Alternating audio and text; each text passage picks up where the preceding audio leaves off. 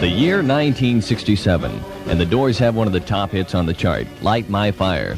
But the spark that fired the Doors at their peak was a man by the name of Jim Morrison. He was especially prominent on the album Morrison's Hotel, an album we'll discuss later on in this special program. No one has all the facts concerning the end of the Doors' musical prominence, but it all but halted with the news of Jim Morrison's suicide in Europe. But even on that matter, all the facts have never been substantiated.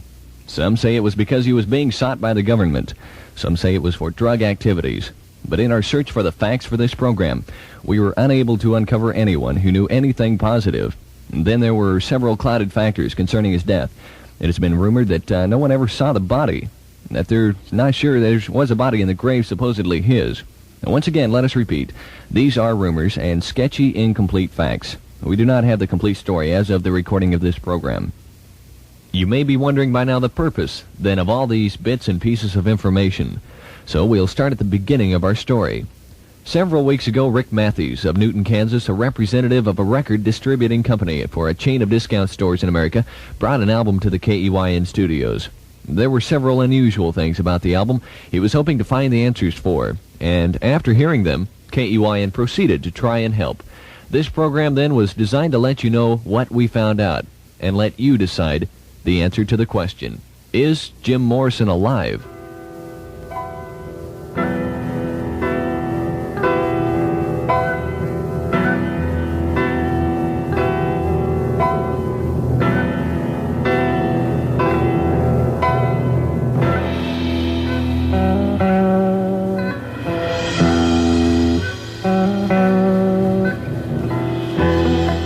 Let those who walk before me fear, for they are there, and I am here. Behind the shadows, hell and fright, they try to hide inside the light. Accepting lies for truth and fact, but still there's something quite exact. Centuries ago, I was a young magician, working for a king. The name of the album which you are going to hear tonight is Phantom's Divine Comedy, Part 1, distributed by Capitol Records. It's ironic that several of the stores in the discount chain stocked this record under comedy material, not knowing what they had. But one can't blame them, for no artist is named on the cover or the record itself. It lists vocals, guitars, and pianos as performed by the Phantom, drums and percussion by X, bass by Y&W, pianos and organ by Z, bag piano and organ by Phantom. But the intrigue only begins here. It was produced for Hideout Productions, engineering and mixing at Mappa Studios, by Midge and Eric Troited, mastered by Bob Dennis at Ho Studios. Now, in checking with studios and production company listing, no such studio or company could be found as Hideout Productions or Mappa Studios. Then it was discovered that Midge is Jim spelled backwards, Eric is Greg scrambled, and Troited is Detroit, spelled backwards. But the connection here is unclear, and will take more research. The front cover, however, intensified the research. It is a picture of a man with long hair. However, the picture is a negative and therefore unclear. On the small finger of his left hand, he wears a ring of Merlin the Magician, who supposedly held the power of life over death. A friend of Rick Matthews over in Hutchinson photographed the cover, reversed the negative, and printed the picture. The likeness to Jim Morrison is identical, only with much longer hair than Morrison had the time of his death. But on to the album itself. It was originally thought that there was something recorded between 4 of the cuts on the album, one on each side. There was, but there was more. Something has been recorded and reversed between each cut on both sides. It is noticeable on a regular stereo only, at extremely high and distorting volume. Now, this is what was recorded.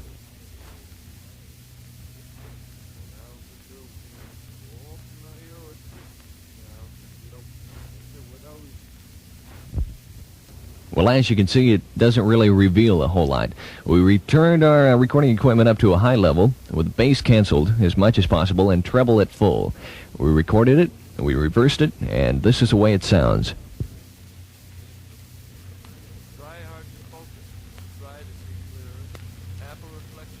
Well, as you can see, without the professional altering techniques, it's quite hard to come up with what is between the cuts on the album.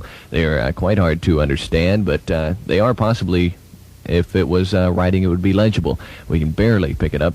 And what it seemed to unfold as is poetry. Let me explain some more. A full poem is recorded in sequence, with 4 lines between each cut, 7 stanzas in all. And it reads, "You are the witness. What is the crime? The story unfolds in these words of rhyme." That's between the first cut and second cut on the first side. It goes on between cuts on the album. Here is the transition. Achieving my goal. But what was I selling? My heart or my soul? Now, in music circles, going commercial when one feels he is more talented than what he is producing is termed as selling my soul.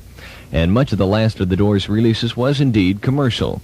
The third stanza reads, "Try hard to focus, try to see clear, half a reflection of me in the mirror." A reflection in a mirror is reversed. Again, we refer back to the cover of the album, a negative, which, when reversed, is a picture that is identical to Morrison. Fourth stanza, "Is it confusing to catch and esteem which is reality and which is a dream?" Fifth stanza, "Searching for answers, reaching for more. The soul is a passage, and I am the door." Here we have the first definite reference to the Doors. The sixth stanza, "Looking for shelter, no place to hide. I try to reject him, but he's still at my side." Again, remember the rumors why he left America for Europe. And it was also rumored that the government agents had followed him to Europe. Hence, there was no place to hide. He was still at my side. And the last stanza, "There is no escaping. By now it's too late. Look to the beginning, when I've sealed my fate." Now, if Jim Morrison should still be alive, this stanza perhaps could point out that he could not surface under his true name. Thus, his fate was sealed at the point of his publicized suicide. More on the uncovered information later. Listen first to Side 1 of Phantom's Divine Comedy on Capitol Records, with the cuts Tales from a Wizard, Devil's Child, Calm Before the Storm, Half Alive, and Spiders Will Dance. Tonight's Music Appreciation 104 is being presented as a special program by Argus Tapes and Records, celebrating their 3rd anniversary with Wichita. You're invited to stop by the new Argus complex just a few doors west of the old Argus on East Harry and visit with all the good Argus people in Argus Audio Design, featuring the top equipment available today. Argus Tapes and Records, bigger and better than before. And the Menagerie, a full gift and accessory shop, and all 3 are located side by side from 3010 to 3014 East Harry. And if you're interested in pursuing the origin of the Phantom of tonight's program, all of the Argus shops will have it on special this week at $3.99 each. Whether it is Jim Morrison, for sure, still remains to be proven, but regardless, the album is full of a lot of outstanding music and one worth owning.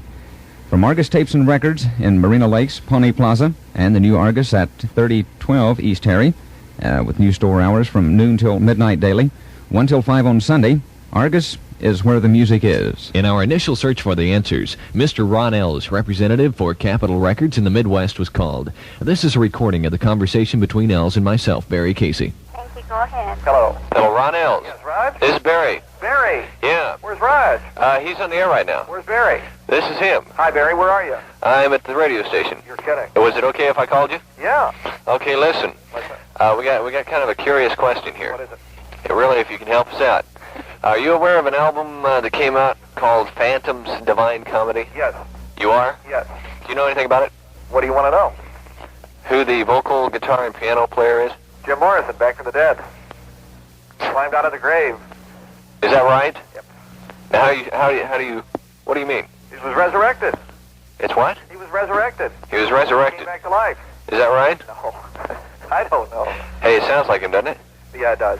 All I know about it, here's what I do know about it. It was a Bob Seger production company production. Is it Bob Seger what? Production. Production.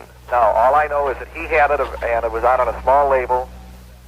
Yeah. I can't even think of the name of the label. I've never heard of the label before since. In Detroit. Yeah. Did he say Detroit? Uh, Hey, is it a mockery or anything? Or do you know? I don't know. I have no idea what it is. Okay, now look, that Now, it could be two things. yeah, Certainly, it's not Jim Morrison, as far as being alive today. he is dead. He's dead. How did they know? For sure. He dug him up and looked at him. Really? Dead. He's dead. Put him back in. Finished. What it probably is just somebody who sounds like him. Now, I don't have any other information on it than this. Probably sounds like, is a lot like him. Or it could be old tapes that were done. Well, that's what we considered. How come there isn't any publicity on this? It's been a very quiet thing. It's all happening and has happened. It's been out for 6 months. Yeah, right. Just exactly like this. It sells sort of like an underground record. A lot of freaky places carry it, some head shops, people that order records, or know about it and will get it for people. And a lot of stations have used it, or used it periodically, or even ABC FM network, for example, and some other people have used it on newscasts. Okay, you're aware of the fact that it's got that stuff between the cuts? What stuff? There's some talking. No, I never heard any talking. Okay, listen, there's some talking between every cut. Talking? Yeah. How do you hear it? Now it's a poem, and it's backwards. Do you want to hear the poem? Yeah. Okay, listen to this. All right, once again, that is a conversation between Mr. Ron Ells, representative for Capitol Records in the Midwest, and myself. That was just a while back when we discussed the album. Well, then the album is suspected to be Jim Morrison, but the questions then start to rear up, and there are quite a few of them. When was it recorded then? Is it new or old stuff? If it's old material before his death, why isn't Capitol advertising it as such? Why would such a big-name record label release this material? Picked up from Bob Seger, but not promo it and back with advertising. Or could it be they're waiting? Or could it be they're waiting for an artist, studio, or radio station to uncover all of this, to play it up, and then reveal that it's a big hoax like the Beatle thing of many years ago? Well, let's hear more of the Divine Comedy with Side 2. Listen carefully to the words and see if there's something in the story of Black Magic, White Magic Merlin, Stand Beside My Fire, and Welcome to Hell. Okay, that was Side 2 of Phantom's Divine Comedy, Part 1. And getting back to the phone call to Ron Ells, it was followed up the next week, the initial call being made on a Friday, but Mr. Ells reported that the people at Capitol Records would not talk about it. They dismissed the inquiries completely, which intrigued him even more, but at that point our search for answers from him ended. Mr. Ells has not been able to supply us any more information at this point of time, but he says he is still trying to find someone who can tell him what's going on. Well, we kept looking. A call to the Rolling Stone magazine in San Francisco resulted in the following conversation. I can't find anything. I have a huge basket of stuff to file with, and it might be in that basket. Is there anyone that could at least talk to us about it? Well, you would be best dealing with the publicity department of the record label. Well, we have tried. We don't have any information on an artist unless we've done a story on it. Well, see, this is what we're trying to find out. We have uncovered some real strange facts about the album, and we're going to run a program Monday night on this thing. And we're just wondering if maybe even somebody there would be interested in the story on this album and could... Well, that's something that you have to query us in a letter giving us what information you've got. Okay, then could we get some information maybe from you that maybe a Rolling Stone might have? What? For instance, is there any article in a past Rolling Stone about Jim Morrison at the time of his death? Oh, there's several. Is there any way that we could get copies of that? Yeah, I'll have to, switch you to the back issues department. Okay, Before I do that, shoot me with another question. Okay. Have you ever heard of Napa Studios or Hideout Productions? No. Hey, if you're thinking that the Divine Comedy by the Phantom album is Jim Morrison album, forget it. I don't know. We've about had it with the Jim Morrison jokes and things around this office. Are you aware of the poem that's on the record? Yeah. Recorded in between the 7 stanzas? I don't know. We just choose not to believe it. Well, I don't know what to tell you. All I can do is switch you to a back issues department. See, this is editorial, even though I'm in the music section. Uh-huh. And we're on deadline. What is the outcome? Is Jim Morrison alive? Is it a planned hoax by a record company? Or is it just old material? We hope to uncover the final answer soon. Maybe it'll come in Part 2. After all, the album's full title is Phantom's Divine Comedy, Part